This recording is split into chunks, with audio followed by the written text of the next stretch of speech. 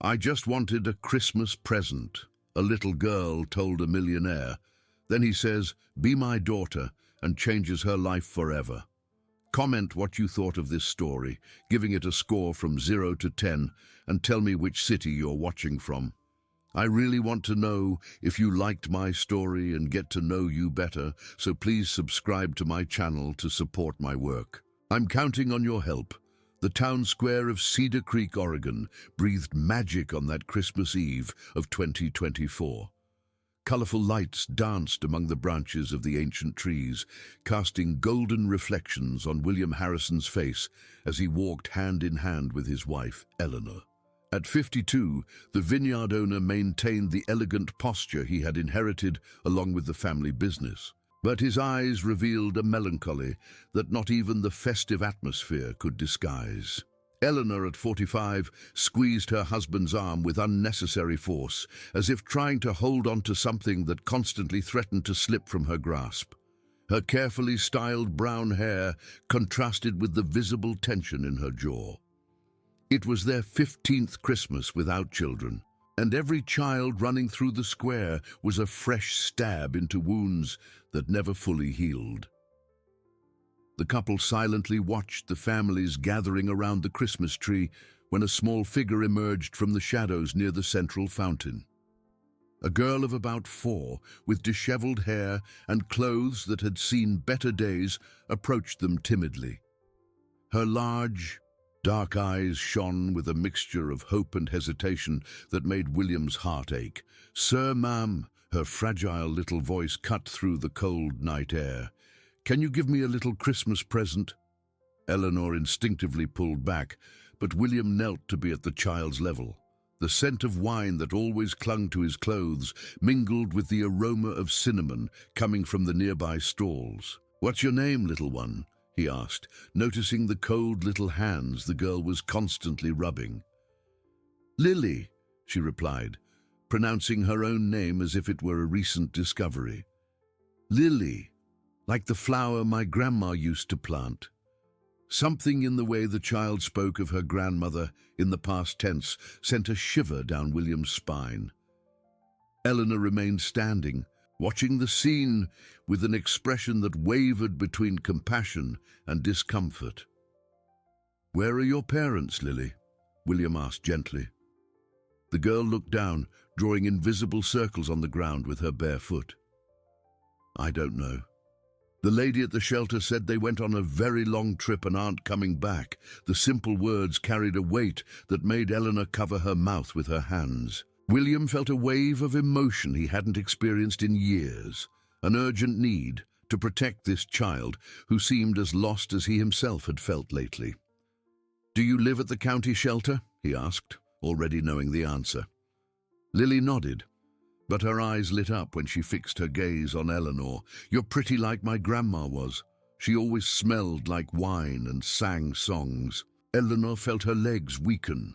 3 miscarriages had left deep marks on her soul, creating a void she tried to fill with volunteer work and social projects, but could never completely overcome. The innocence of this child touched a sensitive chord she had carefully guarded for years. "William," she whispered, "maybe we can." He immediately understood what his wife wanted to suggest. But the magnitude of the decision left him momentarily speechless. Adoption was a topic they had avoided discussing directly, as if speaking of it might jinx their last hopes of conceiving naturally. "Lily," William said carefully, "would you like to come with us? We have a big house with a garden where you could play." The girl's eyes widened, as if she had just heard the most wonderful thing in the world. "You want to be my parents?" The direct, unfiltered question, typical of children, struck the couple like a bolt of lightning. Eleanor knelt beside her husband, extending her hand to Lily. "If you want us to, yes," she said, her voice choked with emotion. Lily didn't hesitate for a second. She ran into Eleanor's arms as if it were the most natural place in the world, and for the first time in years, the woman felt that perhaps fate was finally compensating for all her losses. However, when they arrived at the county shelter an hour later, They faced the first complication that would completely change the course of their lives. The on-duty social worker, Sharon Miller, a nervous middle-aged woman, greeted them with a poorly disguised expression of panic. "You've come for Lily?" she asked, frantically shuffling through papers. "Yes, we'd like to start the adoption process," William replied, noticing the employee's strange behavior. Sharon paused, bit her lip, and then dropped a piece of information that would leave everyone stunned.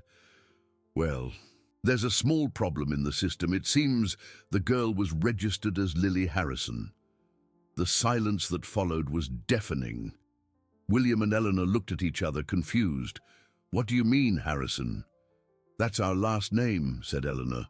"Exactly," Sharon stammered. "It was a system error. Someone typed it in wrong, and now it's going to be a bureaucratic mess to sort out."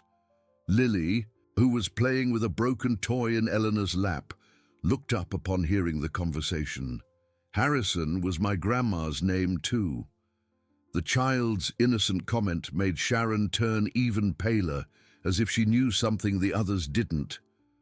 William felt a cold knot in his stomach, a strange feeling that this coincidence was much more than just a typo.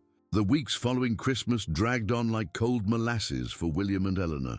The bureaucratic error that had registered Lily with the Harrison surname created a tangle of paperwork that seemed to multiply with each visit to the county courthouse.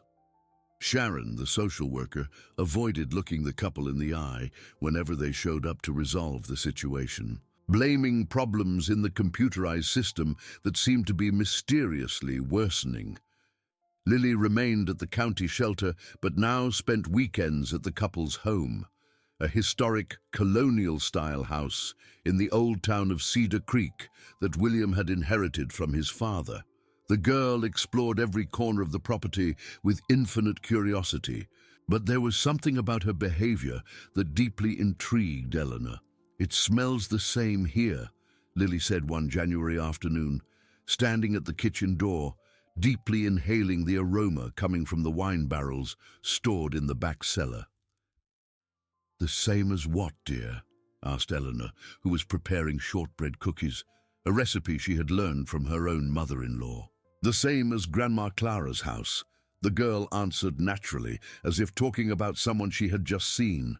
"She always made coffee very early and sang that song by Joni Mitchell." Eleanor stopped mixing the dough. Clara was a common name, but something in the way Lily spoke of her grandmother aroused her curiosity. The girl had never mentioned that name before, and the social worker had always claimed there was no information about relatives. "Do you remember your grandmother?" asked Eleanor, sitting down next to the child. "I do. Her hands were rough from working with the vines, but she was loving. She slept with me when I was afraid of the noises from the estate." Lily paused, frowning, as if trying to organize fragmented memories. "But then she got very sad and said she had to leave me with good people." Eleanor's heart ached. There was clearly a story behind this child, a family that had loved her before she ended up in the shelter. But when she tried to get more information from Sharon, the social worker was evasive, claiming the records were incomplete due to the system error. William arrived home that evening to find his wife visibly upset. She was sitting on the porch, watching Lily play in the garden while humming a folk song he recognized immediately. It was a song his own mother used to sing during the grape harvest. "She knows songs my family sang for decades," Eleanor said without preamble when her husband sat down beside her. "How can a 4-year-old know songs so specific to our region?" William watched Lily, who was playing with dry twigs, arranging them as if they were rows of grapevines. Maybe her grandmother was from around here. Exactly. And if she was, why can't we find any information about this Clara? Eleanor turned to her husband, her eyes shining with determination. "I think we should investigate on our own." The suggestion made William shift uncomfortably in his chair. He had inherited not only the family business, but also an imposter syndrome that had plagued him since he was 18, when he prematurely took over the company after his father's death. He always questioned whether he deserved what he had achieved, whether he was capable of making the right decisions. The idea of investigating Lily's past made him anxious, as if he were violating some unwritten rule. "Maybe it's better to let the official agencies handle it," he said cautiously. "William," Eleanor stood up abruptly. "We're talking about our daughter. I can't just accept that there's no information about her. All children have a story." At that moment, Lily ran up to them, holding a small, smooth stone she had found in the garden.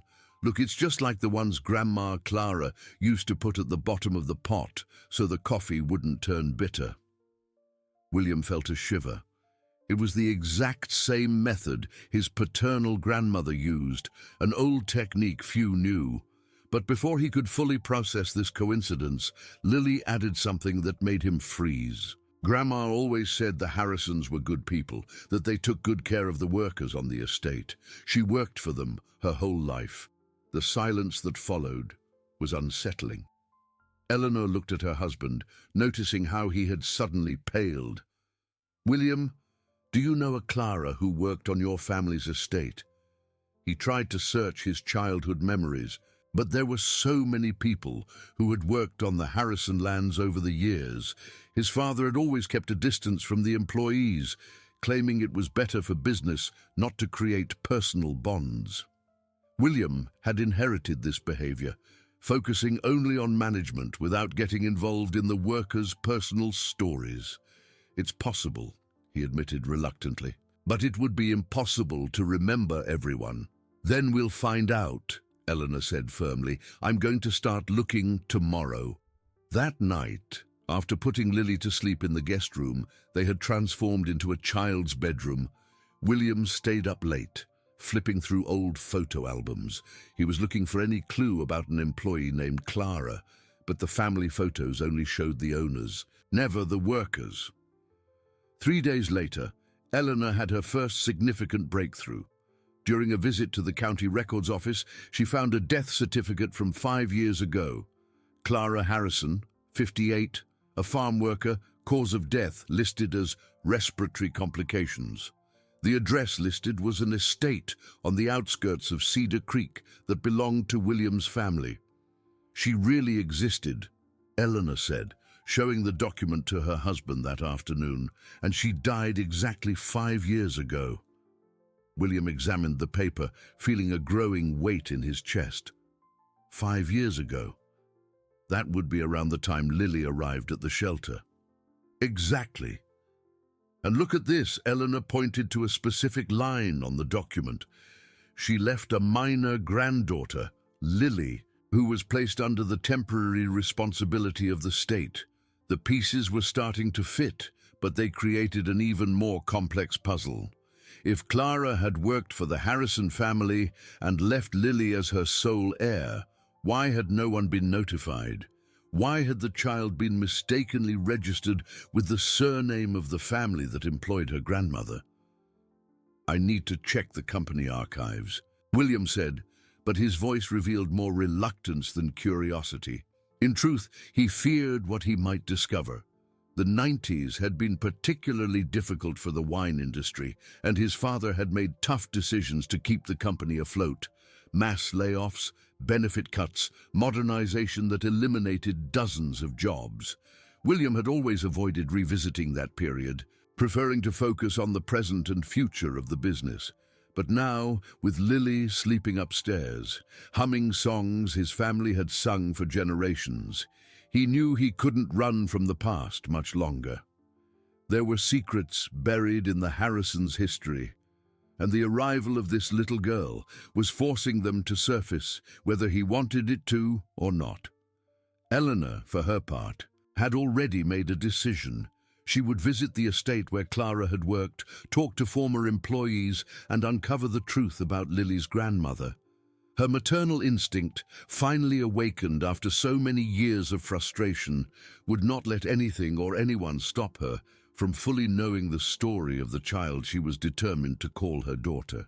What neither of them imagined was that this search for the truth would open family wounds that had been carefully disguised for decades, and that Lily carried in her childhood memories the key to revealing secrets that could destroy everything they had built together.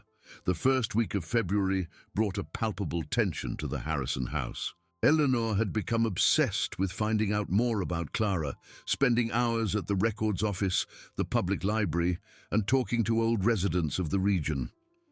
William, on the other hand, found constant excuses to avoid any deeper investigation, claiming that the business demanded his full attention.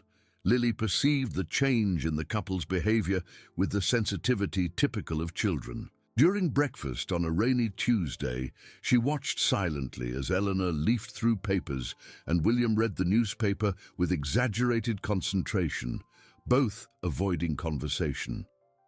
"Why are you sad?" the girl asked, stirring her chocolate milk distractedly. "We're not sad, dear," Eleanor lied, forcing a smile. "Mommy is just trying to find out more about your family. But you are my family now." Lily replied with childlike logic. "Why do you need to know about before?" The simple question hit William like a sharp arrow. Why did they need to dig up the past? Lily was happy, adjusting well to her new life. Why couldn't they just move on? But Eleanor had a different perspective. That afternoon, after dropping Lily off at the shelter, the legal process still required her to spend the nights there during the week. She confronted her husband with a disturbing discovery. "I found someone who knew Clara," she announced, entering the room where William was trying to work. Betty Peterson, 67, lived near the estate where Clara worked. William looked up from his papers, already dreading what was to come. "She told me that Clara was fired in 1999, 7 months pregnant, without receiving any severance. Her daughter, Lily's mother, was born a few months later." The silence that followed was awkward. William vaguely remembered that year. It had been particularly difficult with falling wine prices and the need to drastically cut costs. His father, Arthur Harrison, had made tough decisions, but William was too young at the time to question or intervene. "That was over 20 years ago, Eleanor. I can't be held responsible for my father's decisions. But you can be responsible for not trying to right the wrongs," she retorted, with a hardness in her voice he didn't recognize. "This woman worked her whole life for your family and was dismissed at the moment she needed the most support. You don't know what the situation was like back then." William got up, walking to the window. "The company almost went bankrupt. If my father hadn't taken those measures, we wouldn't be in a position to adopt Lily today. And if Lily's mother had been in a better position, maybe the child wouldn't have needed to be adopted," Eleanor shot back, crossing her arms. The argument was interrupted by the unexpected arrival of Betty Peterson in person. The elderly woman, with white hair and sharp eyes, knocked on the door with a determination that belied her advanced age. "I apologize for showing up unannounced," she said when Eleanor opened the door. "But I need to talk to you about Lily." They sat in the living room, and Betty got straight to the point. "Clara worked for your family for 30 years. She was an honest, hard-working woman, never missed a day. When she was fired while pregnant, she was left helpless, with no financial reserves." William shifted uncomfortably in his armchair. "Mrs. Peterson, I was very young at the time." "I know you were," she interrupted gently. "I'm not here to blame anyone. I'm here because Clara always spoke of Lily with so much love. The girl was the joy of her life. But according to the records, Clara died 5 years ago," Eleanor said. Betty hesitated for a moment, as if struggling with some internal information. "Yes. The official records do say that." There was something strange in the old woman's tone, a hesitation that did not go unnoticed by Eleanor, but before she could investigate further, Betty changed the subject. "What I can say is that Lily has a right to know her story. Clara always told stories about the time she worked on the estate, about how the Harrison family treated the employees well in the early years." "In the early years?" William questioned. "Yes, before everything changed, before the layoffs, the cuts, the modernizations that left so many families helpless." Betty looked him directly in the eyes. Your grandfather, Joseph Harrison, was known for taking care of his employees as if they were family. Clara always said he had a special fondness for her. The mention of his grandfather made William frown. Joseph had died when he was a teenager, but he remembered him as a fair man, different from the tougher temperament his father had developed in business. A special fondness, Eleanor repeated, catching a nuance in Betty's speech. The elderly woman stood up, as if she had said more than she intended. Well, those were different times. Relationships were different. After Betty left, the couple sat in silence, each processing the information. Eleanor felt there were deeper layers to this story, secrets that had not yet come to light. William, for his part, was being forced to confront aspects of his family's past that he had always preferred to ignore. That night, he decided to do something he had been avoiding for weeks: review the old company files. In his private home office, he opened boxes he hadn't seen in years, looking for employee records from the 90s. It was among yellowed papers and employment files that he found something that made him go cold: a photo from the company's 1998 Christmas party.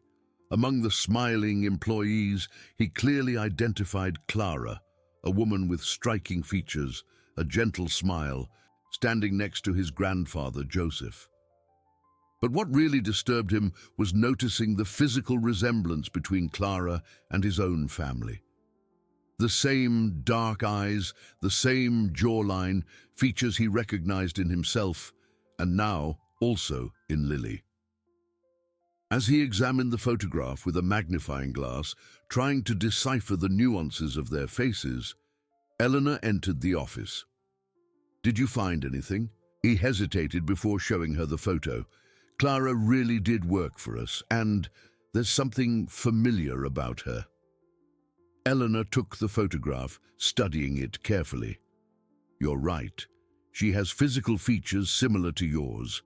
It could be a coincidence, or it could be that Betty was trying to tell us something more when she mentioned your grandfather's special fondness for Clara." The implication hung in the air like a bomb about to explode. If Clara had some kinship with the Harrison family, it would completely change Lily's situation, and it would explain why the child had been mistakenly registered with the family surname. William put the photograph away, but his mind kept working.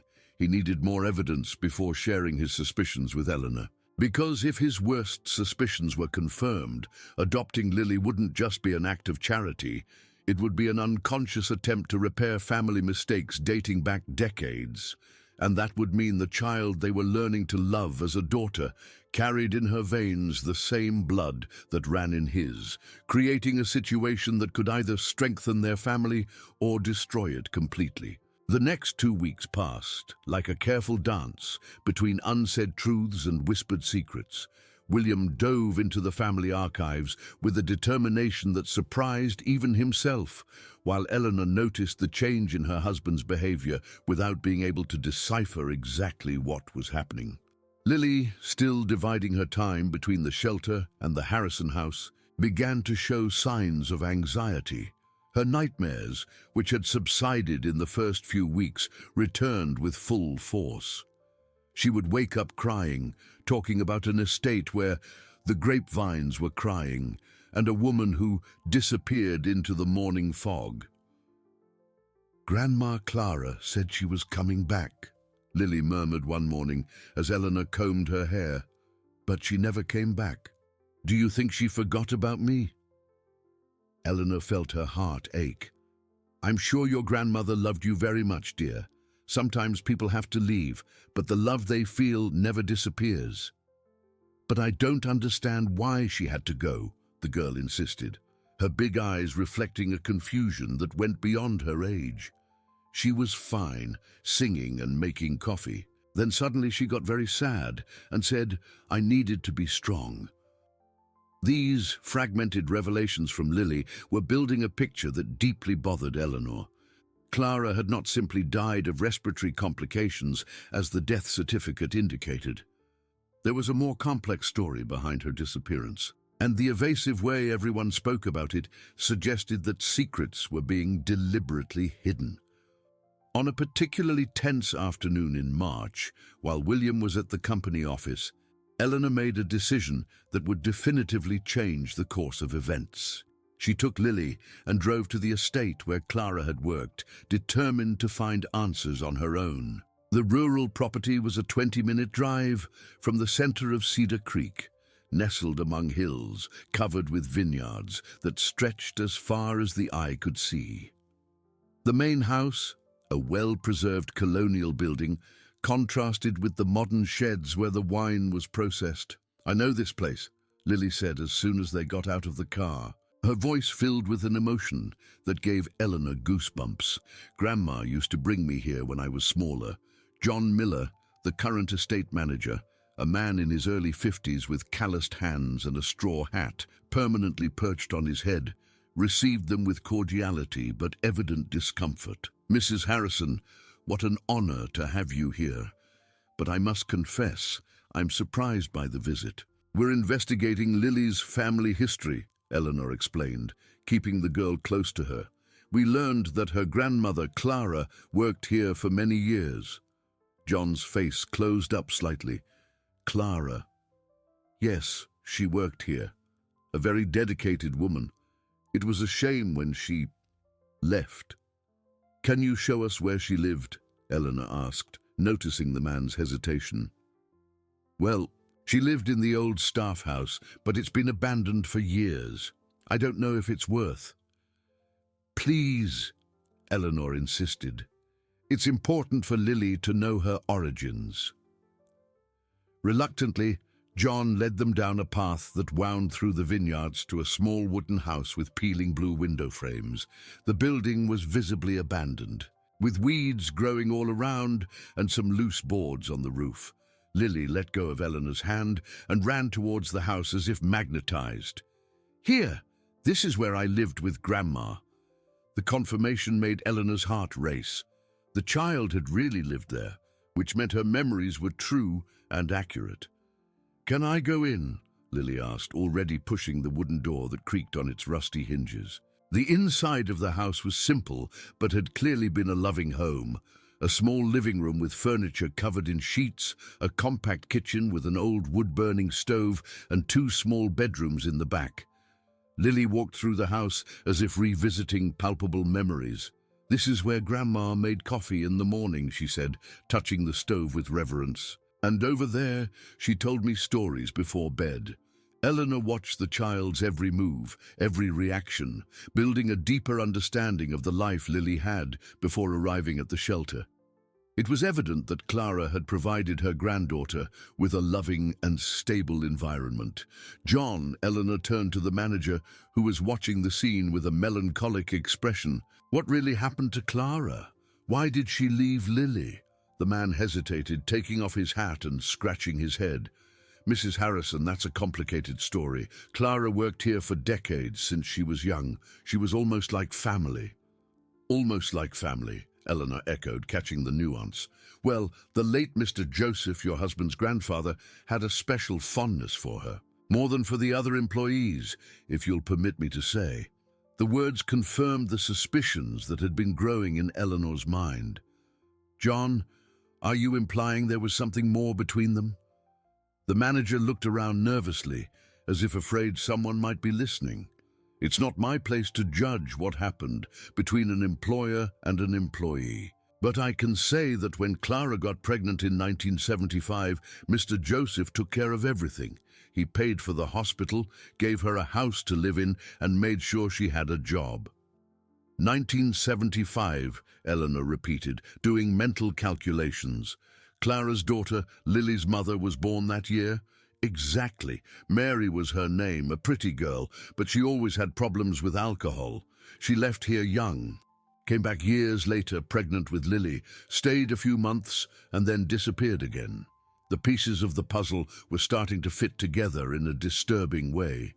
If Clara had had a relationship with Joseph Harrison and given birth to a daughter in 1975, that meant Mary was Arthur's half-sister, William's father. John, Eleanor felt her voice tremble. Are you telling me that Clara had a daughter with my husband's grandfather? Before the manager could answer, Lily came running from the back room, holding a small, dusty wooden box. Grandma, I found the little box that Grandma Clara hid for me. The discovery made everyone turn to the child. Inside the box were a few old photographs, yellow documents, and a gold chain with a pendant shaped like a grape, exactly like the one William wore, a Harrison family heirloom. Eleanor picked up one of the photographs with trembling hands. It was a young Clara holding a baby, next to a man she recognized immediately from the family photos, Joseph Harrison, her husband's grandfather. My God, she whispered, the reality hitting her like a punch to the gut. John lowered his head. Now you understand why this story is complicated. Clara never spoke openly about it, but everyone on the estate knew. Joseph discreetly took responsibility for his daughter, but never publicly. And when he died, Eleanor asked, already fearing the answer. Things changed. Arthur, the legitimate son, didn't want to maintain the same arrangements. Clara continued to work, but she lost her special privileges. And when business got tough in the 90s, she was one of the first to be fired, Eleanor completed, feeling nauseous. Lily, oblivious to the magnitude of the discovery, was playing with the gold chain. Grandma always said that one day I would understand why she gave me this. She said it was so I wouldn't forget where I came from. At that moment, Eleanor fully understood the situation. Lily was not just an orphan child they had decided to adopt out of charity. She was the great-granddaughter of Joseph Harrison, William's great niece, a part of the family that had been rejected and forgotten. And the error in the registry that had given Lily the Harrison surname hadn't been an error after all. It had been a cruel irony of fate, returning to the child the family name that had always belonged to her by right. As she drove back home with Lily sleeping in the back seat and the photographs on the passenger seat, Eleanor knew her life had changed forever. The truth she had discovered created an impossible situation. How to tell William that the child they loved as a daughter was, in fact, his great niece. And more importantly, how to deal with the certainty that her own obsession with uncovering the truth had opened a Pandora's box that could destroy everything they had built together. The silence in the Harrison house that night was unlike any Eleanor had ever experienced. It wasn't the comfortable silence of a couple who understand each other without words, but the suffocating weight of secrets that threatened to explode at any moment. She had put Lily to bed an hour ago, but remained seated in the living room, the photographs spread across the coffee table like evidence of a crime she still didn't know how to confess. William came home at 10 o'clock, tired after a particularly difficult day at the company. Negotiations with suppliers had run longer than expected, and he was just looking forward to dinner and rest. But when he entered the living room and saw Eleanor sitting on the sofa with an expression he had never seen before, he knew immediately that something fundamental had changed. "What happened?" he asked, noticing the photographs on the table. Eleanor took a deep breath, knowing that the next words would irreversibly alter the course of their lives. "I visited the estate today, with Lily." "Which estate?" "The estate where Clara worked, where Lily lived with her grandmother." William felt a cold knot in his stomach. For weeks he had avoided this investigation, fearing this exact moment. "And what did you discover?" Instead of answering, Eleanor picked up the main photograph and handed it to her husband. "Do you recognize anyone in this photo?" William took the picture with hands that began to tremble as soon as he identified the man next to Clara. It was his grandfather Joseph, visibly younger, holding a baby with an expression of tenderness he had rarely seen in the official family photos. "My God," he murmured, sitting down heavily in the armchair. "It's my grandfather, and the baby is Mary, Clara's daughter, Lily's mother." The words fell on William like stones. He examined the photograph more closely, noticing details he had initially missed. The way his grandfather held the child, the evident intimacy between him and Clara, the date on the back of the photo, 1975. That means, he started, but couldn't finish the sentence. That Lily is your great niece, Eleanor completed, her voice filled with a mixture of relief at finally speaking the truth and terror at the consequences. She has Harrison blood running through her veins. The silence that followed was deafening. William stared at the photograph for long minutes, processing information that completely changed his understanding of the last few months. The child he had learned to love as a daughter was, in fact, his blood relative. The strange familiarity he had always felt with Lily, the way she had naturally adapted to the house, the songs she knew, it all made sense now. "How did you find this out?" he finally asked. "John Miller, the manager, told me. Apparently, it was an open secret on the estate. Your grandfather discreetly took responsibility for his daughter, but never publicly. And my father knew? He knew. And when business got tough in the 90s, Clara was one of the first to be fired. Pregnant, without rights, helpless. The guilt William had carried since adolescence, that constant feeling that he didn't deserve what he had inherited, multiplied exponentially. Not only had his family exploited workers for decades, but they had also abandoned their own flesh and blood when they needed help the most. "Why didn't you tell me your suspicions sooner?" he asked, a note of accusation in his voice.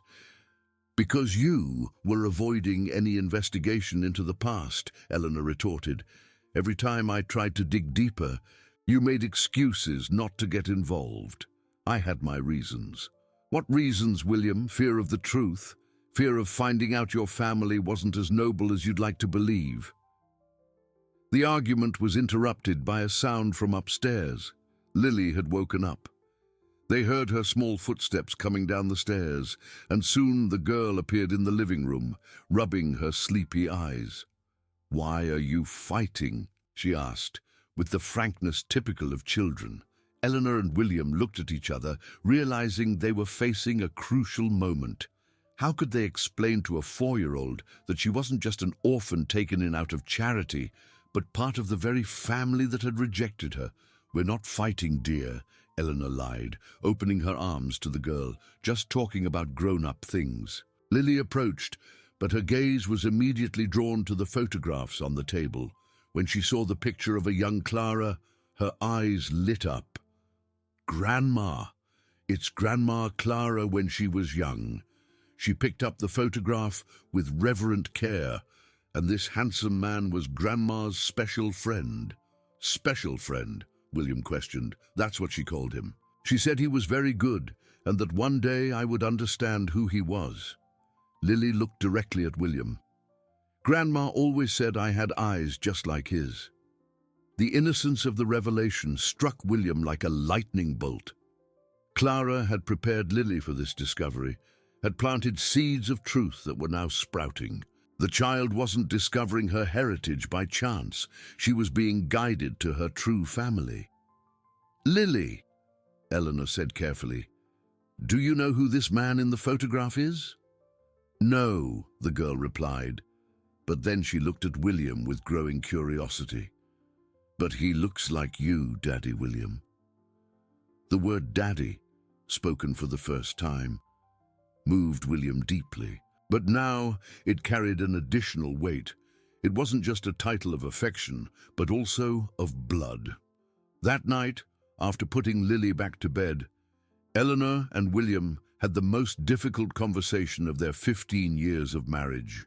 Sitting on the porch, watching the city lights twinkle in the valley below, they faced the reality that their lives had fundamentally changed. "What do we do now?" Eleanor asked. "I don't know," William admitted. "Everything has changed. The adoption process, our motivation, even what I feel for Lily." "What do you mean by that?" "I loved her as an adopted daughter. Now I find out she's my great niece. It's different. It's blood family. And is that good or bad?" William took a long time to answer. I don't know. Part of me feels guilty for having treated her as a charity case when she had a right to be here. Another part wonders if our feelings were genuine or if we subconsciously recognize the kinship. Our feelings were genuine, Eleanor said firmly. Lily won us over for who she is, not for her genes, but now there's a different responsibility. It's no longer about choosing to love an orphan child. It's about repairing family mistakes, taking on responsibilities that were ignored for decades. And you don't want that responsibility? I want Lily, he said without hesitation. But now I have to deal with all the guilt of what my family did to hers. I need to find a way to repair decades of injustice. How? I don't know yet. But starting by ensuring Lily has everything she should have had from the beginning. Education, opportunities, a family that values her. Eleanor held her husband's hand. She already has that with us. She does, he agreed. But now I know she also deserves to know the whole truth about her family, about where she comes from, who her grandmother was, what her true heritage is. And how are we going to explain that to her? Gradually, carefully. She needs to understand that she always belonged to the Harrison family, even when she was rejected by it. At that moment, they didn't imagine that their decisions on how to handle the truth would be complicated by events that were about to unfold. Because the discovery of Lily's kinship was just the first of several secrets that would emerge, and each revelation would make it harder to keep the family together. From upstairs came the soft sound of Lily humming a lullaby that Clara had taught her. It was a melody that spoke of deep roots and branches that reach for the sky, of belonging to a place even when that place doesn't seem to want you. And as the child's voice echoed through the house, Eleanor and William understood that they had a complex journey ahead of them of reconciliation with the past, reparation of injustices, and most importantly, the task of helping a child understand that she had always been loved, even in the moments when she seemed to have been abandoned by everyone. The days following the discovery of Lily's true identity brought an almost palpable tension to the Harrison house. Eleanor watched as William interacted with the girl with a new intensity, analyzing every gesture, every word, as if looking for family signs he had previously missed. This subtle but noticeable change in her husband's behavior began to create a growing discomfort within her. During breakfast on a Monday at the end of March, while Lily was distractedly playing with pieces of sweet bread, Eleanor finally decided to confront what she had been observing. "You're different with her," she said without preamble, as soon as the girl went out to play in the garden. "Different how?" William asked, feigning concentration on the newspaper. "More attentive, more possessive, as if she is now more yours than before." William lowered the newspaper and looked at her directly. "She has always been ours, Eleanor. Nothing has changed. Everything has changed, and you know it." Eleanor stood up, beginning to collect the dishes with abrupt movements that betrayed her agitation. "Before, we were a couple who chose to love an orphan child. Now, you've discovered she's blood family, and I feel like an intruder in this relationship." "That's ridiculous, is it? Then why did you spend all of last night flipping through family albums looking for physical similarities between you? Why are you planning to show her the Harrison family tree?" The accusation hit William squarely because it was absolutely true. Since discovering the kinship, he had become obsessed with connecting Lily to the family history, as if he wanted to compensate for the years she'd been excluded from that heritage. "She has a right to know her origins," he said defensively. "And I have a right to continue being her mother," Eleanor retorted, her voice rising a pitch, "not just the woman who happened to marry her great-uncle." "Eleanor, you're exaggerating." "Am I? Then answer me this. If you found out today that I can't have biological children, would you still love me the same way? Or would I just become the barren wife who gets in the way of your connection with your great niece?" The cruel and direct question left William speechless. Not because he didn't love his wife, but because she had touched on a sensitive point. Since discovering his kinship with Lily, he had indeed felt a different, deeper connection, as if he had finally found his purpose as the man of the family. The awkward silence was broken by Lily's entrance into the kitchen, holding a branch from a grapevine she had picked in the garden. "Look what I found," she said excitedly, "just like the ones Grandma Clara used to pick on the estate." William smiled, taking the branch from the girl's small hands. "Do you want to plant a vine in our garden? That way we can make our own family wine." The proposal made Lily's eyes sparkle with excitement, but Eleanor felt as if she had been slapped. Our own family wine. The phrase resonated in her mind as a confirmation of her worst fears. She was gradually being excluded from the new family dynamic William was building with Lily. That afternoon, while William took Lily to choose vine cuttings at a nursery on the outskirts of town, Eleanor received an unexpected visit that would further complicate the situation. Betty Peterson appeared at the door, but this time with a worried expression that immediately alerted Eleanor. "Mrs. Harrison, I need to talk to you about something very important," the elderly woman said as soon as they sat down in the living room. "What happened, Mrs. Peterson? It's about Clara, and about what really happened 5 years ago." Eleanor felt her heart race. "Do you know something you haven't told us?" Betty hesitated, wringing her hands in her lap. "Clara didn't die of respiratory complications, as the certificate says." "What do you mean?" She tried to hurt herself. She was desperate, penniless, seeing Lily in need. She was admitted to a psychiatric clinic in Portland. The revelation hit Eleanor like a lightning bolt. "She's alive." She was, the last I heard of her, but the family thought it was better to declare her deceased to protect Lily. A child shouldn't grow up knowing that her grandmother, well, had tried to harm herself. Eleanor stood up abruptly, walking to the window. If Clara was alive, it would completely change Lily's legal situation. The child was not an orphan. She had a living grandmother who could theoretically claim custody. "Why are you telling me this now?" she asked. "Because I heard you are investigating Lily's family, and because I think Clara deserves to know that her granddaughter is well cared for." Betty paused. "But also because I think you deserve to know the full truth before making any legal decisions about the adoption. Do you know where Clara is? I have the clinic's address, but I don't know if she's still there or if she's been discharged."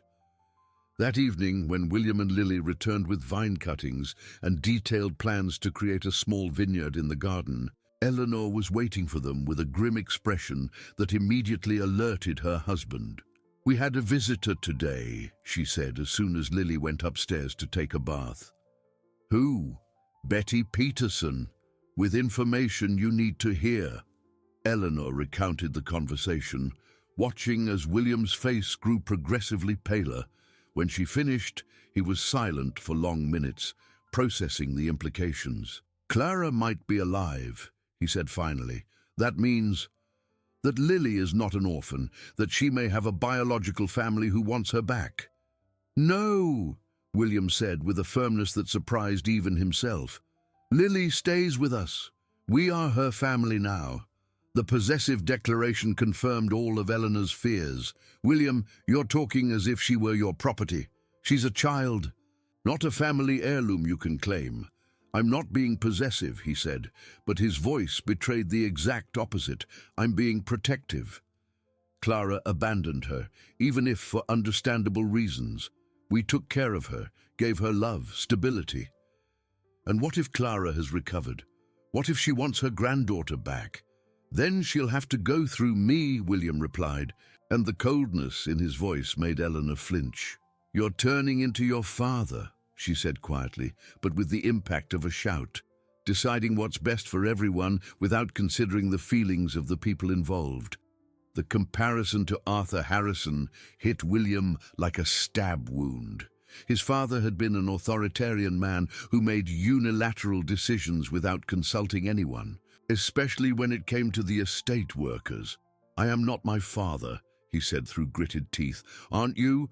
Then why are you acting as if Lily is yours by right of blood instead of by love? Why are you willing to fight against a grandmother who may be recovered and wanting her granddaughter back? Because I love her, he shouted, completely losing control. Because she is my family, and I will not lose anyone else in my family. The shout echoed through the house, and both were shocked to realize that Lily had quietly come downstairs and was standing at the living room door, watching them with wide, frightened eyes. Why are you fighting over me? She asked in her small voice. Did I do something wrong? Eleanor knelt before the girl, her heart breaking.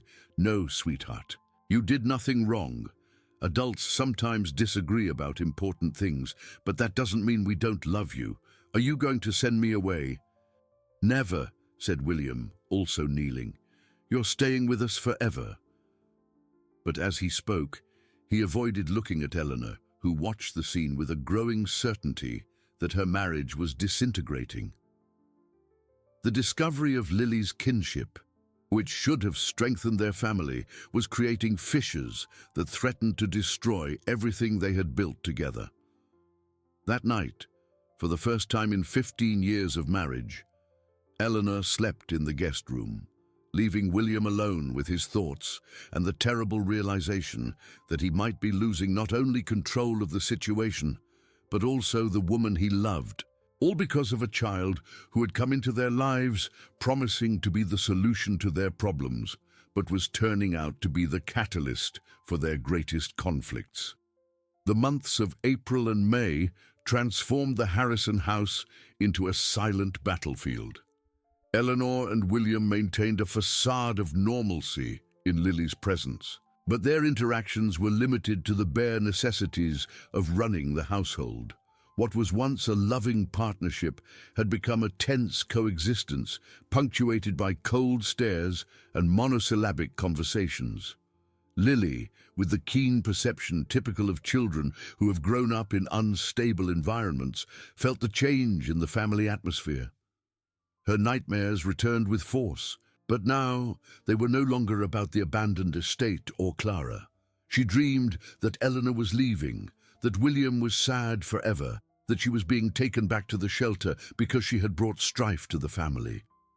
On a particularly tense morning at the end of April, as William was getting ready for another day at the office, Eleanor made a decision that had been maturing for weeks. I'm going to visit Clara, she announced, without looking up from the coffee she was stirring distractedly. William stopped adjusting his tie. What? I have the clinic's address. I need to know if she's alive, if she's well, if she's interested in re-establishing contact with Lily. You can't do that, he said, his voice laced with an authority that made Eleanor shiver. Not without consulting me first. Why not? Lily has a right to know if her grandmother is alive, and I have a right to know the whole truth before. She paused, as if the next words were too difficult to pronounce. Before what? Before deciding if I still want to be part of this family. The threat hung in the air like a bomb about to explode. William sat down heavily at the table, realizing his obsession with protecting Lily was costing him his marriage. Eleanor, please, we can talk about this. Talk? Like we talked about hiding your suspicions about Lily's kinship from me. Like we talked about your unilateral decisions to create a family vineyard without consulting me. At that moment, Lily appeared in the kitchen, still in her pajamas, rubbing her sleepy eyes. Good morning, Mommy. Good morning, Daddy. The naturalness with which she called them parents contrasted painfully with the tension hanging between the adults. Eleanor felt her heart ache as she realized the child was not to blame for the conflicts her arrival had triggered. Good morning, my love, she said, forcing a smile as she poured chocolate milk for the girl. Are you sad again? Lily asked, her small voice filled with concern. We're just thinking about important things, William said, kissing the top of the child's head. Nothing for you to worry about. But Lily wasn't convinced. During breakfast, she remained quiet, observing her adoptive parents with an intensity that made both of them uncomfortable. There was something too adult in her gaze. as if she were calculating the chances of her new family disintegrating like so many other structures had in her short life. After William left for work, Eleanor made her final decision. She called a neighbor to stay with Lily and drove to Portland, determined to find Clara and uncover the full truth of the family's situation.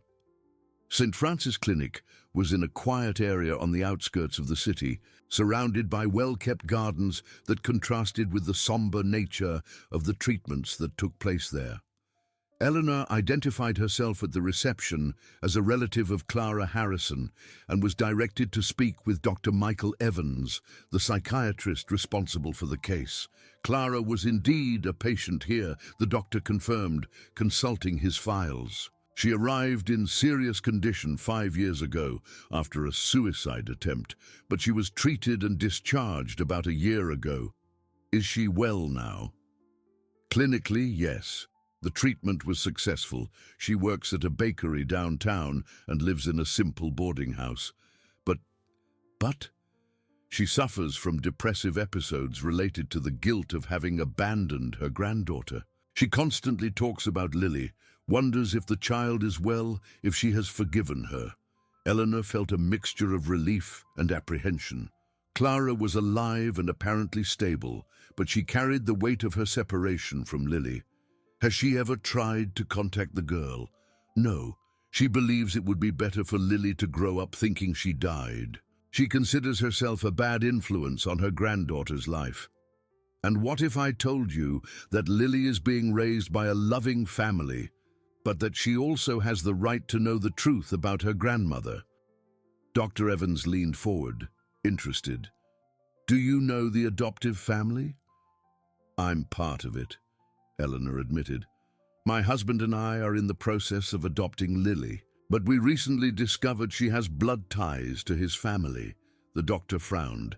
That significantly complicates the situation. Clara needs to know her granddaughter is safe, but an abrupt reunion could be traumatic for both. What do you recommend?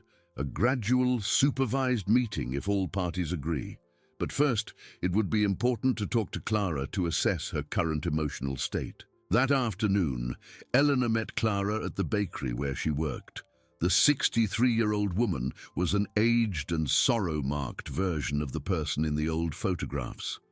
Her hair, now completely grey, was tied in a simple bun, and her calloused hands moved with dexterity as she arranged bread in baskets. When Eleanor introduced herself and explained why she was there, Clara began to cry silently, her tears dripping onto the loaves she held. My Lily, she whispered. How is she? Is she happy? Is she being well cared for? She is, Eleanor said gently. She is a beautiful, intelligent, affectionate girl. She talks about you with so much love. Does she remember me? She remembers many things. The songs you sang, the coffee you made together, the stories you told before bed. Clara covered her face with her hands, sobbing. I didn't want to abandon her, but I was in no condition to raise a child. I was sick, penniless, desperate. I understand, Eleanor said, surprised by her own compassion, and I know you made a difficult decision out of love for her. Are you a good family? Will she have opportunities I could never give her? Yes, but there's something else you need to know. Eleanor took a deep breath. Lily wasn't adopted by strangers. She was adopted by the great-grandson of Joseph Harrison. The impact of the information made Clara lean against the wall. William, the boy I knew when he was a child. You know him. I watched him grow up, son of Arthur, who fired me when I needed it most. Clara's voice hardened. Lily is being raised by the Harrisons. Yes, and they recently discovered the family connection. Clara was silent for long minutes, processing the information. Finally, she spoke. This changes everything. Lily isn't a charity case for them. She's family. She has a right to that name, to that inheritance. Exactly, but there are complications. My husband is becoming possessive of Lily, and I... Eleanor paused, realizing she was confessing her fears to a virtual stranger. I feel like I'm losing my place in the family. "Come with me," Clara said suddenly. "I want to show you something." They walked to the boarding house where Clara lived, a simple but clean building in downtown Portland. Her room was small but organized, with a single bed, an old wardrobe, and a table where she kept her few personal possessions. Clara opened a drawer and took out a yellowed envelope. "These are all the photos I have of Lily, and some letters I never sent." The photographs showed Lily as a baby, a toddler, always smiling, always loved. The letters, handwritten on plain paper, were declarations of love from a desperate grandmother to a granddaughter she had been forced to abandon. "Why are you showing me this?" Eleanor asked.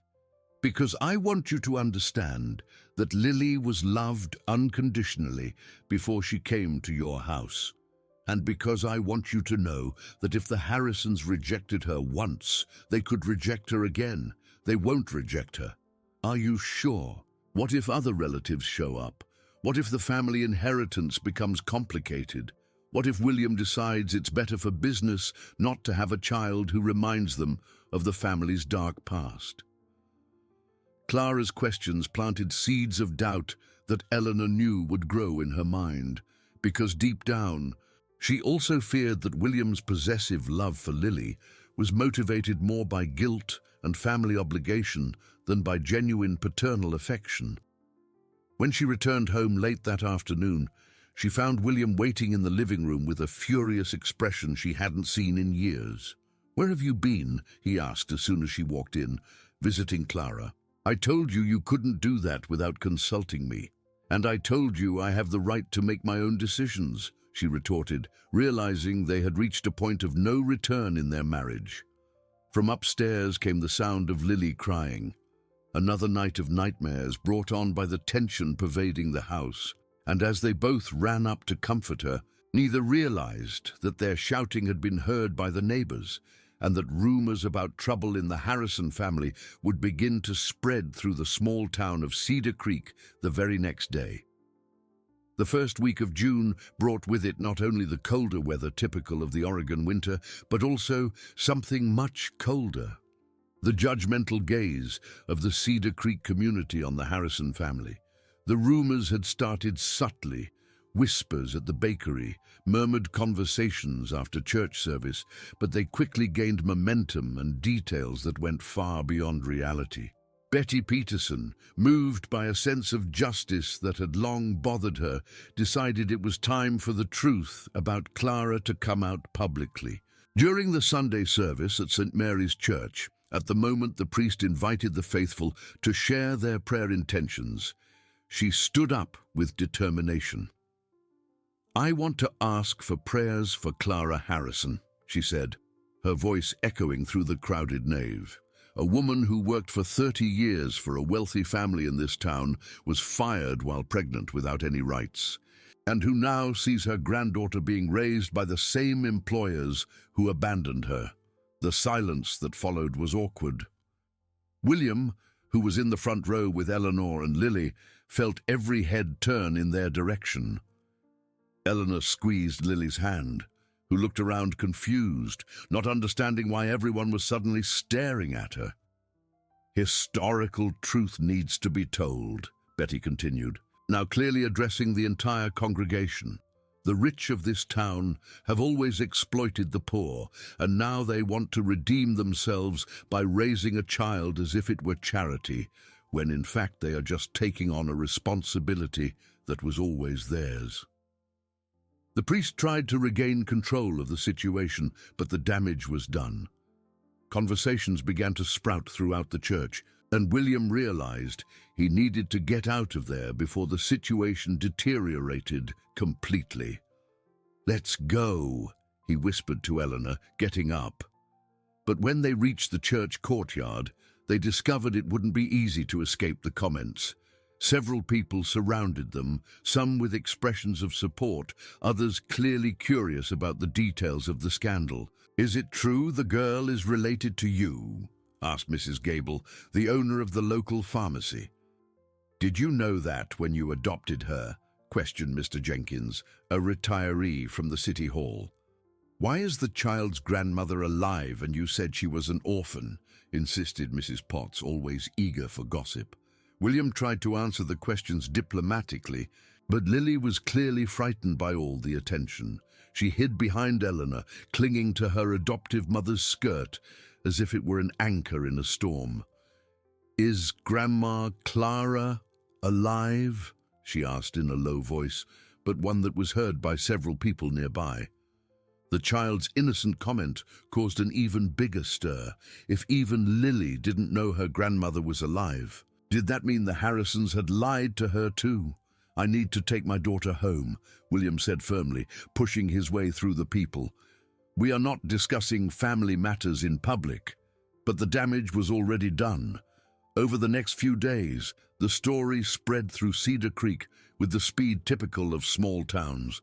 Each person who retold the facts added new details, many of them invented. That Clara had been the lover of William's grandfather. That Lily was the rightful heir to a fortune. That the Harrisons were trying to get rid of their guilt by buying their conscience with a fake adoption. At the company, William began to notice subtle changes in the employees' behavior, conversations that stopped abruptly when he approached, strange looks, an atmosphere of discomfort that didn't exist before. During a meeting with suppliers, one of the business partners made a comment that infuriated him. "I hear you're having family problems, William. I hope this doesn't affect our business." "Our personal affairs do not interfere with the company," he replied dryly. Of course, but you know how it is, right? When a family has skeletons in the closet, sometimes they come out at the most inconvenient time." That night, William came home visibly shaken. He found Eleanor in the kitchen, preparing dinner, while Lily played in the garden. The girl had become quieter in recent days, clearly affected by the tension she felt around her. "The whole town is talking about us," he said, throwing his keys on the table with more force than necessary. "And what did you expect? That we could keep this a secret forever?" "I expected people to respect our privacy." "Privacy?" Eleanor turned to face him. "William, your family exploited people for decades. Clara worked her whole life for you and was thrown away when she needed it most. Now you're raising her granddaughter. This isn't about privacy, it's about social justice. I am not responsible for my father's mistakes," he said, repeating an argument he had used several times. "But you are responsible for repairing them, and instead of taking that responsibility publicly, you're trying to hide the truth as if it was something shameful." At that moment, Lily ran into the kitchen, clearly agitated. "Mommy, Mrs. Gable from the pharmacy asked me if I know I'm rich," she said, not understanding the weight of the words. What did she mean? Eleanor and William looked at each other. It was inevitable that the town's conversations would reach Lily's ears, but they weren't prepared for this conversation yet. "People sometimes say things they don't quite understand," Eleanor said carefully. "You don't need to worry about that. But I want to understand," Lily insisted, with the persistence typical of children. "Everyone keeps looking at me strangely. And today in the square, a lady said to another that I'm the granddaughter of Clara that the Harrisons are raising. Why did she say that?" The direct question forced William to make a decision he had been putting off for weeks. It was time for Lily to know at least part of the truth about her situation. "Come here, sweetheart," he said, pulling up a chair for the girl to sit between him and Eleanor. "I need to tell you some important things about our family." Over the next half hour, William explained to Lily, in language appropriate for her age, that she had Harrison family blood, that her grandmother Clara had worked for them, and that because of this, she wasn't just an adopted child, but a real part of the family. Lily listened intently, her big eyes processing information that changed her understanding of who she was. "So I always belonged to you?" she finally asked. "Always," William confirmed, his voice thick with emotion. "And is Grandma Clara really alive?" Eleanor took a deep breath. "Yes, she is. She lives in another city and is taking care of herself to get well. Can I see her?" The question they both dreaded had finally arrived. William felt panic rising in his chest. The idea of Lily reuniting with Clara awakened all his fears of abandonment and loss. Maybe in the future, he said evasively. Why not now? Because she needs to get well first, said Eleanor, looking meaningfully at William.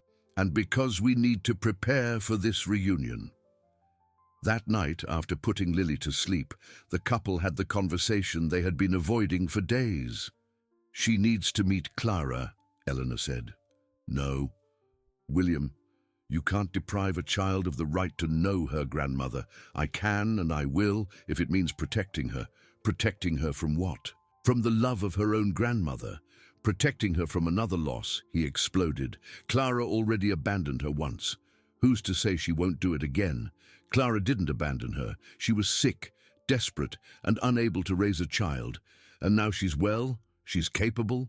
Can she offer Lily what she needs? Maybe not materially, but she can offer love, family history, a connection to her roots. Lily has all of that with us. No, William, she has love with us, but you are offering that love with conditions, with the demand that she forget the past, that she accept only the version of the story that is convenient for you.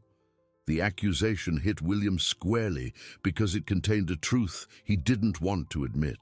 Since discovering his kinship with Lily, he had tried to control not only her present, but also her understanding of the past. I just want to protect her, he said, but his voice sounded weak even to himself. Then let her know her whole story. Let her decide what place each person occupies in her life.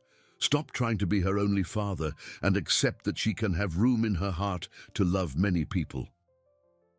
That night, William stayed up late, looking out the window at the garden where he had planted the vine cuttings with Lily. The small plants were growing well, setting deep roots in the Oregon soil. But he was beginning to realize that just as plants needed space to grow, Lily also needed freedom to develop all the connections that could nurture her soul. The question was whether he would have the courage to let go of control and trust that the love he had built with the girl would be strong enough to survive the complexity of an expanded family. The tension in the Harrison house reached its peak during the Cedar Creek Summer Solstice Festival at the end of June. The event, traditionally a cheerful celebration that brought the whole community together in the central square, had become a minefield of curious glances and whispered comments for the family. Lily, who in previous years would have been delighted with the colorful banners, music, and typical games, remained glued to Eleanor throughout the festivity. Every person who approached to greet the family made the girl shrink more, as if trying to become invisible. "Why does everyone keep staring at me?" she asked for the 10th time that afternoon, her small voice filled with anxiety. "Because you're a very special girl," Eleanor replied, trying to sound reassuring, but realizing how false the answer sounded even to herself. William observed everything with growing irritation. The looks of pity, the poorly disguised whispers, the obvious attempts by some people to get closer just to satisfy their curiosity about the family scandal. All of it made him furious and, at the same time, helpless. It was during the children's pageant that the incident happened. Lily was watching the other children dance when Mrs. Gable, the pharmacist, approached with her granddaughter of a similar age. "Lily, dear," Mrs. Gable said in that syrupy tone people use when they want to extract information from children, "Grandma said, your real grandmother is alive. Don't you want to see her?"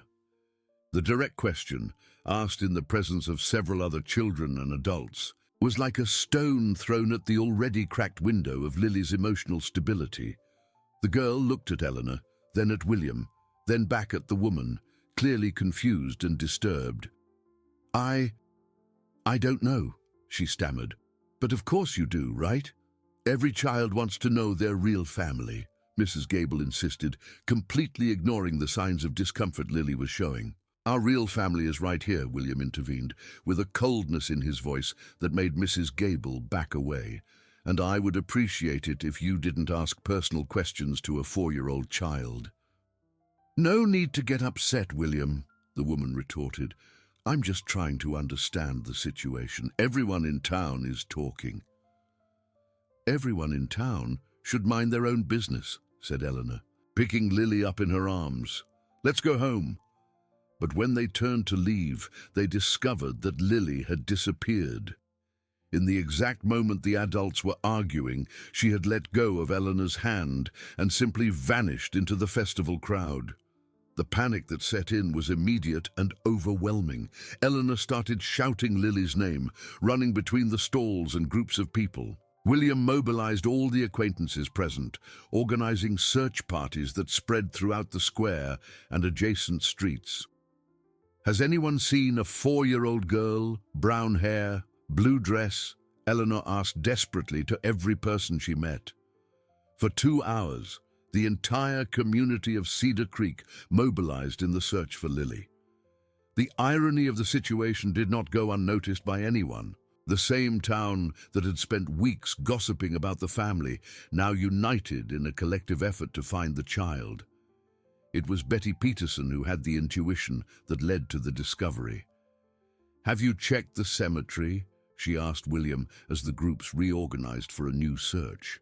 Why would she go to the cemetery? Because that's where Clara's grave is, or rather, the fake grave you created. The revelation hit William like a punch.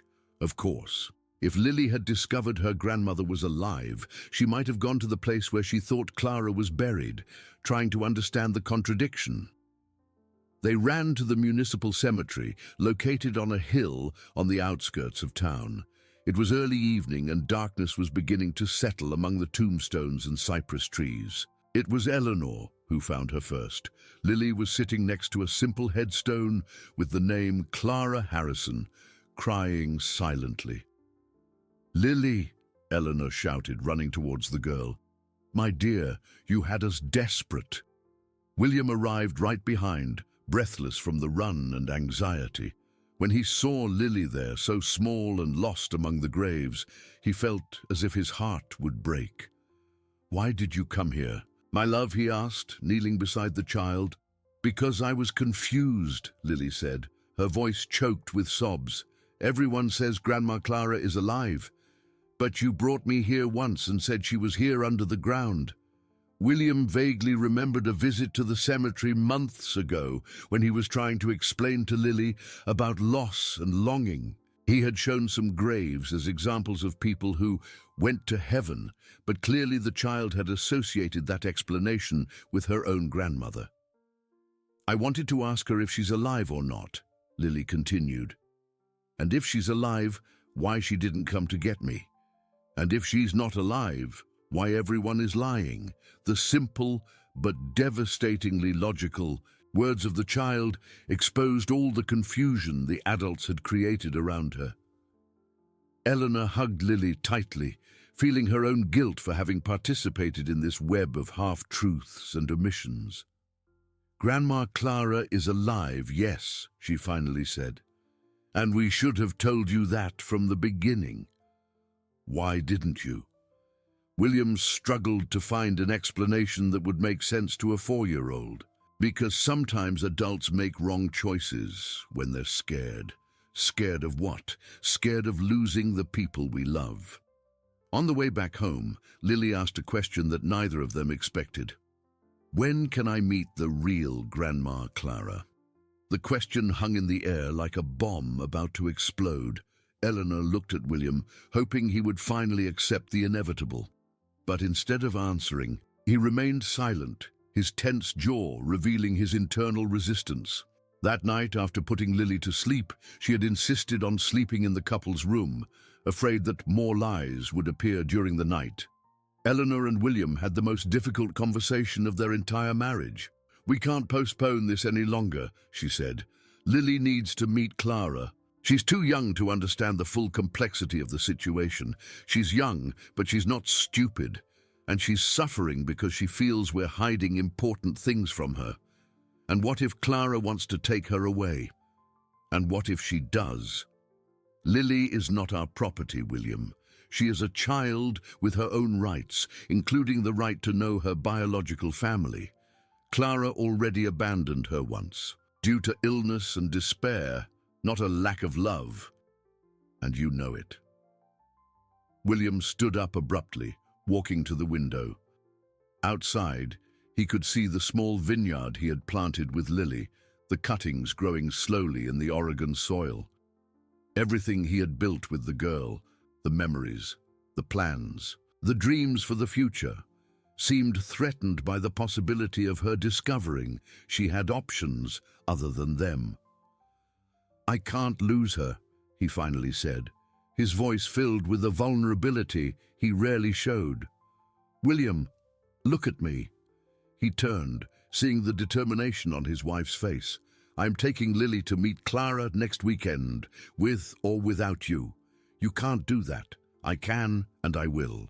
Because unlike you, I will not allow our fears to harm a child's well-being. If you do that, you're choosing to put our family at risk. Our family is already at risk, William, because of your obsession with controlling everything around Lily." The silence that followed was charged with a tension that both knew could break their marriage. Eleanor was the first to speak. "I love you, William, but I can no longer live in a house where fear is stronger than love. If you can't accept that Lily has the right to know her whole family, then maybe it's better for each of us to go our own way." It was an ultimatum. For the first time in 15 years of marriage, Eleanor was threatening to leave him. And William realized he had reached a point where his choices would determine not only Lily's future, but the future of all the relationships that were important to him. From the next room came the soft sound of Lily humming a lullaby, the same one Clara had taught her years ago. It was as if the child were unconsciously calling back into her life all the connections that had been artificially severed. And William knew that, whether he liked it or not, the time to fully face the past had arrived. The question was whether he would choose to face it alone or with the family he had built by his side. The week following Eleanor's ultimatum passed like a dense fog over the Harrison house. William could barely concentrate on work, his thoughts constantly returning to the impossible choice he faced: let go of control over Lily's life and risk losing her, or maintain his inflexible position and lose his wife for good. Lily perceived the tension with the acuity typical of children who have grown up navigating complex adult emotions. She had become even quieter, carefully observing every interaction between her adoptive parents, as if trying to decipher when the next explosion would happen. On a Thursday morning, as Eleanor packed her bags in the bedroom, a not-so-subtle sign of her intentions for the weekend, Lily approached William in his office. "Daddy, William, are you mad at me?" she asked, her small voice filled with worry. William stopped typing and turned completely to the girl. "Why would you think that, my love? Because ever since I ran away at the festival, you've been fighting more. And Mommy Eleanor is making that face she used to make at the shelter when she was sad." Lily's sharp perception of the family's emotional state made William's heart ache. She had learned, very young, to read the nuances of the adults around her, a skill developed as a survival mechanism. "We're not fighting because of you, Lily.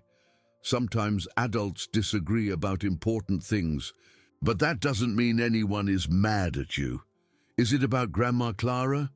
The direct question forced William to confront the reality he had been avoiding. "Partly," he admitted. "I'm afraid of some things that might change in our family." What kind of fear? How could he explain to a 4-year-old that he feared she might choose to live with her biological grandmother instead of staying with them? How could he verbalize the terror that all the bonds he had built with her were less important than blood ties? "I'm afraid you won't want to be my daughter anymore," he said finally, being more honest than he intended. Lily looked at him with that seriousness that sometimes made her seem much older than her years. "But I'm already your daughter. You taught me about the wine. You showed me the family photos. You tell me stories before bed. Why wouldn't I want that anymore?" The child's simple, direct logic exposed the irrationality of William's fears. She didn't see love as a limited quantity that needed to be divided among different people. In her childish mind, there was infinite space to love and be loved by everyone who was important to her. "You're right," he said, hugging her. "I was being silly so I can meet Grandma Clara." The moment of truth had arrived. William took a deep breath, realizing that his answer would not only determine the weekend, but likely the future of his entire family. "Yes," he said, "we'll go meet Grandma Clara together." The relief on Lily's face was immediate and overwhelming. She hugged William tightly, as if wanting to convey all her gratitude through physical contact. "Thank you, Daddy. I promise I'll keep loving you the same way." Later, when Eleanor learned of the decision, her reaction was a mixture of surprise and cautious relief. "Are you sure about this?" she asked. "I'm sure I don't want to lose my family because of fear," William replied. "And I'm sure Lily deserves to know her whole story. And what if Clara wants more than just a meeting? Then we'll deal with that when it happens, together." On Saturday morning, the three of them set off for Portland in a climate of nervous expectation. Lily was excited, constantly asking questions about what it would be like to see her grandmother again. Eleanor had coordinated the meeting with Clara, arranging for it to happen in the city's central square, a neutral and public environment. Clara arrived 15 minutes before the scheduled time, visibly nervous. She had dressed with special care, wearing her best dress and combing her grey hair meticulously. In her hands, she held a small package, a gift she had carefully chosen for her granddaughter. When she saw the Harrisons' car approaching, her heart began to race. She hadn't seen Lily in over 5 years, and the girl had grown significantly. Would she still recognize her? Would Lily hold any affectionate memory of her? Lily was the first to get out of the car, her eyes scanning the square until she found the familiar figure sitting on the bench near the fountain. For a moment, she hesitated, observing the woman from a distance. Clara seemed smaller and more fragile than she remembered, but there was something unmistakable in her posture, in her gestures. "Grandma," Lily called tentatively, taking a few steps toward Clara. "My little grandchild," Clara replied, standing up from the bench, tears already streaming down her face. "How you've grown, my love." The reunion was overwhelmingly emotional. Lily ran into Clara's arms as if the 5 years of separation had been just a long nightmare. Her grandmother hugged her tightly, inhaling the scent of her granddaughter's hair, touching her face as if to memorize every detail. "I missed you so much," Clara whispered. "Not a day went by that I didn't think of you." "Why did you go away, Grandma?" "I waited so long." "Because I was very sick, my dear, and I thought it would be better for you to be with people who could take proper care of you." William and Eleanor watched the scene from a distance, respecting the intimate moment between grandmother and granddaughter. There was something deeply touching in the way they reconnected immediately, as if time had not passed. After the first intense moments, Clara approached the couple, clearly emotional, but also respectful. "I don't know how to thank you for taking such good care of her," she said, her voice choked. "I can see she is loved and happy." "Clara," Eleanor said, "we want you to know that our intention was never to replace you in Lily's life. We want her to have space to love all the important people in her life. And I want you to know," William said, fighting back emotion, "that discovering our family connection doesn't diminish the love I feel for Lily. In fact, it makes me understand that she always belonged to our family, and I'm sorry it took so long for that to happen." Clara studied him for a moment. "You look a lot like your grandfather Joseph when he was young. He was a good man, you know. He made mistakes, like all of us, but he had a generous heart.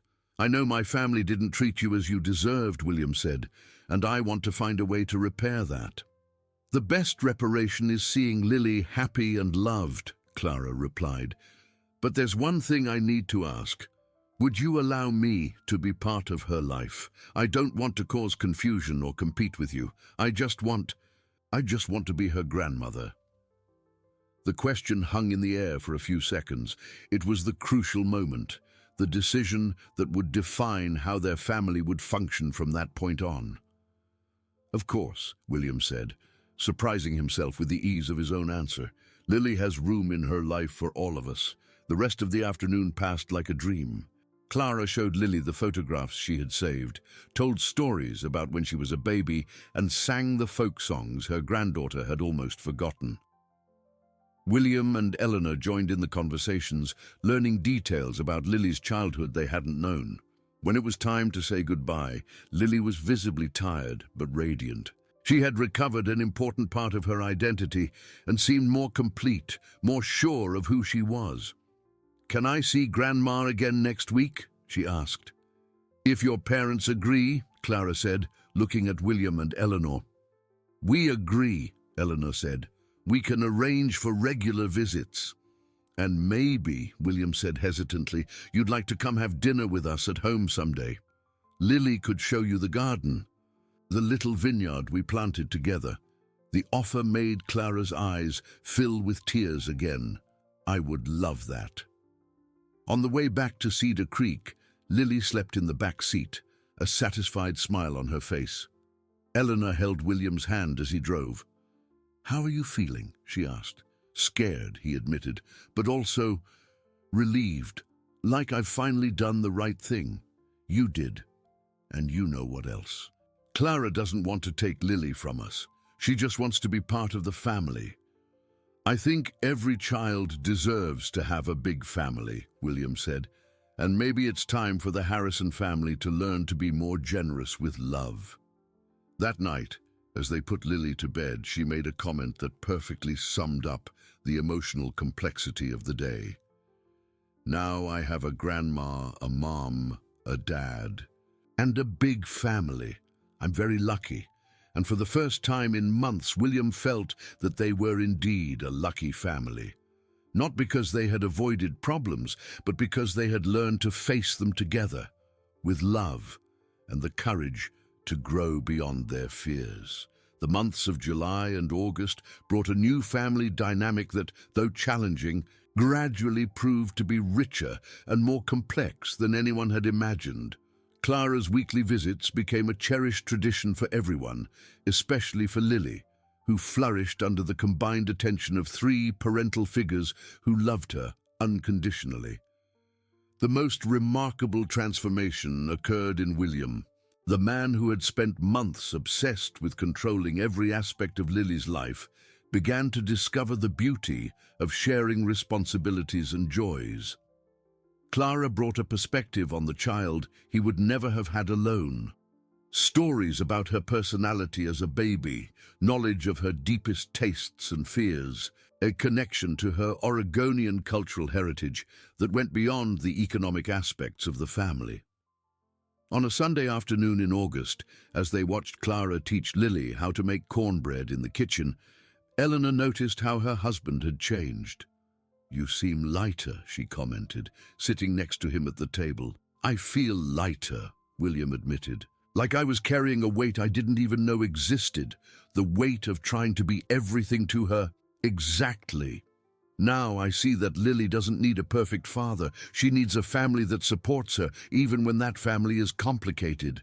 In the kitchen, Clara was showing Lily how to test if the dough was just right, her experienced hands guiding her granddaughter's small ones. It was a scene of pure domestic harmony, which contrasted dramatically with the conflicts of the previous months. "Grandma," Lily said suddenly, "why don't you come live here with us?" The innocent question made all the adults tense up for a moment. It was a possibility that had been carefully avoided in family conversations, but one that clearly occupied Lily's mind. "Because I have my job and my house in Portland, my dear," Clara replied diplomatically. "But I can come visit whenever you want. But it would be easier if you lived here. Then we could make cornbread every day." William and Eleanor looked at each other, recognizing that they would eventually have to deal with more complex questions about family arrangements. Lily was growing up and becoming more articulate about her wants and needs. It was Eleanor who addressed the subject later as Clara was preparing to go home. "Clara, I need to ask you something. Are you happy with this current arrangement? Coming here every week, being part of Lily's life but maintaining your independence?" Clara hesitated before answering. "I'm grateful for any time I can spend with her, but I confess that sometimes I wonder what it would be like if what? If I were in a position to offer her a better life, if I could give her an education, opportunities, everything you can give." "Clara," said William, joining the conversation, "you are offering Lily something we could never give, a connection to her roots, her family history, a grandmother's love. That is priceless. But what about the future? When she grows up, won't she question why she was raised by you instead of me?" The question touched on something they had all avoided discussing directly. What would they tell Lily when she was old enough to fully understand the circumstances that led her away from her grandmother? "We'll be honest with her," Eleanor said. "We'll tell her you made a difficult decision because you loved her and wanted the best for her, and that we were lucky enough to be able to offer what she needed at that moment. And what if she resents it? What if she thinks she should have stayed with me?" "Then we'll deal with that too," William said. "Together, as a family." The following week, something unexpected happened that would test this new family philosophy. Lily, who had adapted well to the local school, came home crying after a particularly difficult day. "What happened, my love?" Eleanor asked, kneeling to be at the girl's level. "The teacher asked everyone to make a family tree," Lily sobbed. "And I don't know how to make mine, because I have too many parents and I don't know where everyone goes." The seemingly simple school project had created an existential crisis for a 4-year-old trying to navigate an unconventional family structure. How do you draw a tree that included adoptive parents, a biological grandmother, and the whole complex history of the Harrison family? "Let's do it together," William said, grabbing paper and pencils, "and we'll make the most interesting family tree in the class." What followed was an afternoon of discovery and deep conversations.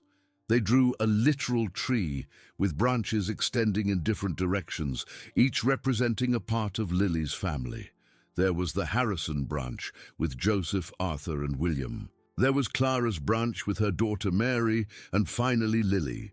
And there was a special branch for Eleanor, who connected to the tree through love, not blood. "See?" Lily said, admiring the final drawing. "My family is like a big tree that took branches from many different trees." The childish metaphor perfectly captured the reality of her family situation. She wasn't divided between different families. She was the result of the union of different love stories. The following week, when Clara came for her regular visit, Lily proudly showed the family tree to her grandmother. "Look, Grandma, you're here, and Daddy William is here, and Mommy Eleanor is here, and we're all connected by me." Clara studied the drawing attentively, noticing how Lily had managed to include everyone without hierarchy. In the child's mind, each person was equally important and loved. "It's the most beautiful tree I've ever seen," Clara said, hugging her granddaughter. "And do you know why? Why? Because it shows that love can grow in many different ways." That night, after Lily had fallen asleep, the 3 adults sat on the porch to talk about how the family was evolving. There was a harmony between them that none had anticipated, a sense that they had found a functional balance. "I have to confess something," Clara said suddenly. "A few months ago, when I found out Lily was being raised by the Harrisons, my first reaction was anger. I thought you were trying to buy your conscience. And now," Eleanor asked, "now I see that Lily has gained not just a family, but the right family for her. You can give her opportunities I never could, and I can give her emotional connections that you alone couldn't." "It's a partnership," William said, "and it's working better than I ever imagined possible." "There's something else I need to tell you," Clara said, her voice growing more serious. Something about Lily's mother, about Mary. William and Eleanor leaned forward, sensing that Clara was about to reveal something significant. "Mary didn't die," she said simply. "She's alive, and she's trying to recover from alcoholism in a rehab clinic in San Francisco." The silence that followed was deafening. After months of navigating the complexity of integrating Clara into Lily's life, they now discovered there was another person with legal and emotional rights to the child. "How long have you known?" Eleanor asked, her voice barely controlled. "I received a letter from her last week. She heard through mutual acquaintances that Lily was being raised by a good family, and she wants to meet her daughter. And you didn't think it was important to tell us immediately," William said, feeling the familiar panic return. "I wanted to think about the best way to handle the situation," Clara replied. "Mary has made many mistakes, but she is Lily's biological mother." "A mother who abandoned her," William said coldly. "A mother who was sick and made the choice to leave her daughter with me when she realized she couldn't raise her," Clara corrected. "A mother who is now seeking treatment and wants a second chance." At that moment, they all realized that the delicate balance they had built was about to be tested again. The family that had finally found harmony would now face its greatest challenge: how to integrate a recovering biological mother into a structure that had already proven to be complex and fragile. And this time, the stakes were even higher, because Mary wouldn't just be another person in Lily's life. She would be someone with legal rights that could question the entire adoption structure they had built. From upstairs came the familiar sound of Lily humming a lullaby. But now, instead of representing peace and security, the child's voice seemed to echo an unasked question. How many family surprises could a 4-year-old absorb without her emotional stability being compromised? December arrived in Cedar Creek laden with symbolism. It was exactly 1 year since William and Eleanor had found Lily in the town square, asking for a Christmas present. 12 months that had completely transformed their lives, tested their marriage, revealed family secrets buried for decades, and finally taught them about the many forms love can take. The decision on how to deal with Mary had been made as a family, including Clara in all discussions. After weeks of careful conversations and consultations with psychologists specializing in family reintegration, they reached a consensus. Lily would meet her biological mother, but gradually, and with all the necessary emotional support. The meeting was scheduled to take place on the eve of the first anniversary of Lily's heart adoption, as she had begun to call the day she met William and Eleanor. The irony of the timing was not lost on anyone. It was as if fate wanted to close a circle at the exact moment it had begun. Mary arrived accompanied by her counselor from the rehab clinic, an experienced woman who would help mediate the meeting. At 29, she was a young version of Clara, but marked by the visible scars of addiction and difficult years. Her hands trembled slightly, not from alcohol.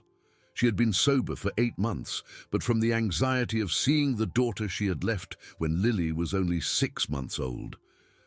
"Will she remember me?"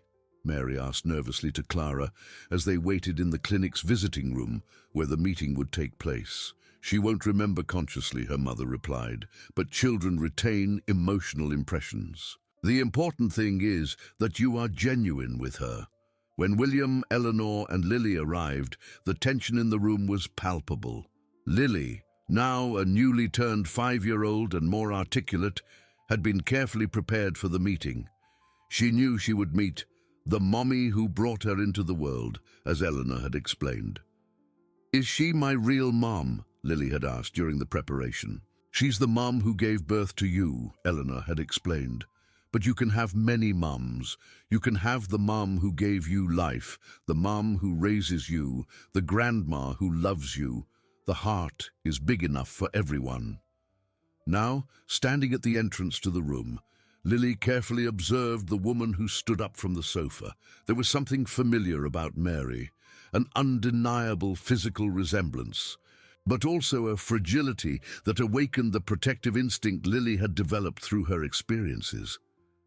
"Hi, Lily," Mary said softly, kneeling to be at her daughter's level. "I'm Mary. You're so beautiful." Lily approached slowly, studying Mary's face with attention. "You look like me," she finally observed. "I do, don't I?" Mary smiled, tears already beginning to fall. "You have my eyes and Grandma Clara's nose. Why did you go away when I was a baby?" The direct question, asked with the brutal honesty typical of children, made Mary take a deep breath. She had prepared for this moment with her therapist, but it was still difficult. "Because I was very sick," she said. "I had a sickness that made it so I couldn't take good care of you. And I loved you so much that I wanted you to be with people who could give you everything you deserved. And are you better now?" "I'm getting better. A little more every day." Lily nodded, processing the information seriously. Then, to everyone's surprise, she asked, "Do you want to meet my family?" What followed was one of the most surreal and touching family conversations any of those present had ever witnessed. Lily introduced Mary to William. "This is my daddy who taught me about wine." To Eleanor, "This is my mommy who teaches me how to cook." And reintroduced Clara. "This is my grandma who knows all the songs in the world." Mary listened to it all with growing attention, realizing that her daughter was not just being well cared for, she was thriving in a family that loved her unconditionally. "You've raised an incredible person," she said to William and Eleanor, her voice choked with emotion. "Thank you for giving her everything I couldn't. Thank you for entrusting her to us," Eleanor replied, "and for being here now, taking care of yourself so you can be part of her life." It was then that something no one had anticipated happened. Lily, who had observed the entire interaction with attention, made a statement that perfectly summarized her understanding of the situation. "Now I have a complete family," she said. "I have Mommy Mary, who brought me into the world, Grandma Clara, who took care of me when I was little, Daddy William, who teaches me important things, and Mommy Eleanor, who takes care of me every day. It's like I'm a flower that needs a lot of good soil to grow." The childish metaphor made all the adults emotional. Lily had found a way to integrate all the parental figures into her life without hierarchy or competition. Each person occupied a unique and important place in her emotional universe. Over the next few hours, the 5 adults and 1 child began to sketch out what the future of this expanded family would look like. Mary would continue her treatment, but would visit Lily regularly. Clara would maintain her weekly visits. William and Eleanor would remain the primary parents, but now with the support of a family network that none of them had ever imagined possible. "There's one thing I need to do," William said suddenly, during a pause in the conversation. "Something I should have done a long time ago." He addressed Clara and Mary with a seriousness that caught everyone's attention. "In the name of the Harrison family, I want to ask for forgiveness for what you went through. My father made serious mistakes when he fired Clara, and our family never properly took responsibility for the consequences of that decision." "William, you don't have to," Clara began. "Yes, I do," he interrupted, "and more than asking for forgiveness, I want to propose something concrete." He took a deep breath before continuing. "I want to create an educational fund for the children of former farm workers who were harmed by our company's decisions. And I want to offer Clara a dignified job in the new social responsibility division I am creating." "And for me," Mary asked hesitantly, "when I finish my treatment, for you, I want to offer a chance to start over. A job, if you want, or support to study, to build a stable life near Lily." "Why are you doing this?" Mary asked. "Because," said Eleanor, "we learned that family isn't about possession or control. It's about creating a support network where everyone can grow and thrive." That night, when they returned home, Lily was exhausted, but visibly happy. During dinner, she gave a summary of the day that made everyone laugh and cry at the same time. Today, I met my mom, who was healing from an invisible sickness. She's pretty and smells like flowers. And you know what's best? She doesn't want to take me away. She just wants to be part of our big family. After putting Lily to sleep, William and Eleanor sat on the porch, watching the stars over Cedar Creek. The small vineyard they had planted together was growing well, its green leaves shining in the moonlight. A year ago, if someone had told me we'd be here with this complex and wonderful family, I wouldn't have believed it, Eleanor said. A year ago, I was so lost I didn't even know I needed a family, William replied. Lily didn't just come into our lives. She taught us how to live. And now I know we are exactly where we should be, all of us.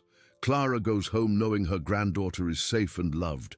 Mary has a second chance to be a mother, even if in a different way than she planned. Lily has a family that loves her unconditionally. And we discovered that love doesn't shrink when it's divided. It multiplies. The next morning, in the town square where it had all begun, a small, informal ceremony brought together Lily's entire extended family. It was Christmas Eve again, and the girl had asked to return to the place where she had met William and Eleanor to thank the magical place that brought our family together. Clara brought a special vine cutting from the same variety she had cultivated for decades on the Harrison estate. Mary brought a book of children's stories she wanted to start reading with her daughter. William and Eleanor brought official documents. Lily's adoption had finally been formalized, but now included special clauses guaranteeing visitation rights for Clara and Mary. "This is the Christmas present I want to give to all of you," Lily said, holding up a drawing she had made at school. It was an even larger tree than the previous one, with deep roots and branches that stretched in all directions. In the center, written in childish letters, were the words, "The Love Family." "Do you know what I learned this year?" she continued, with the wisdom that sometimes surprised the adults. "I learned that family isn't just who has the same blood. Family is who chooses to stay together, take care of each other and love each other even when things get complicated." As the sun set over the mountains surrounding Cedar Creek, 5 adults and 1 child embraced in the square where a year earlier a little girl had asked for a Christmas present and ended up getting a whole family. The story that had begun with suffering, secrets, and separation ended with reconciliation, love, and the deep understanding that the strongest families are not those that never face challenges, but those that choose to grow together through every difficulty. And at the center of it all, a 5-year-old girl had become not only the link that united people separated by old grievances, but also the teacher who taught everyone about the infinite nature of family love. Lily had finally found her place in the world, not as an orphan child who needed to be saved, but as the center of a family constellation that shone more brightly because each star had chosen to be part of the same light. If you enjoyed this video, please subscribe to my channel. I promise to bring you videos every day that will make your life happier. Comment what you thought of my story with a score from 0 to 10, and thank you very much.